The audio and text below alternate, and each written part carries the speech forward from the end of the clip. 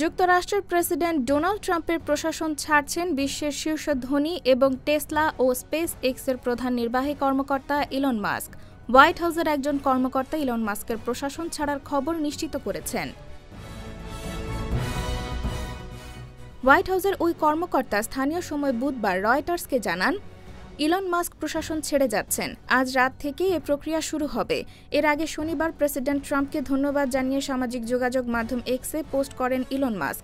ওই পোস্টে তিনি লেখেন, ট্রাম্প প্রশাসনের সরকারি দক্ষতা বিভাগের অংশ হিসেবে তার বিশেষ সরকারি কর্মকর্তার দায়িত্ব শেষ হয়ে আসছে।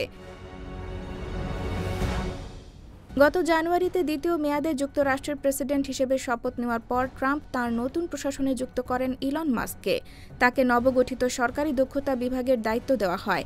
এটা সরকারের সরাসরি কোনো অংশ নয়, তবে যুক্তরাষ্ট্রের কেন্দ্রীয় সরকারের ব্যয় ও কর্মীবহর কমানো ছিল এই বিভাগের কাজ। এই নিয়োগ নিয়ে দেশটিতে ব্যাপক সমালোচনা হয়। বিশেষ সরকারি কর্মকর্তা হিসেবে ইলন মাস্কের সরকারি দায়িত্বের মেয়াদ শেষ হওয়ার কথা ৩০ মে। ১৩০ দিনের ম্যান্ডেট নিয়ে দায়িত্বে আসেন মাস্ক। তবে ট্রাম্প প্রশাসন জানিয়েছেন, ফেডারেল সরকারকে পুনর্গঠন এবং ব্যয় কর্মী কমাতে ডিওজি এর প্রচেষ্টা অব্যাহত থাকবে।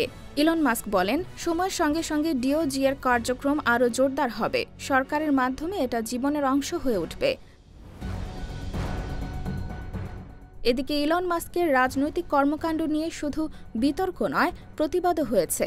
বেশ কিছু বিনিয়োগকারী ইলন মাস্কের প্রতি ট্রাম্প প্রশাসনের উপদেষ্টার দায়িত্ব ছেড়ে দিতে এবং টেসলার ব্যবস্থাপনায় আরও ঘনিষ্ঠভাবে কাজ করার আহ্বান জানিয়েছেন। IBTV USA, new York.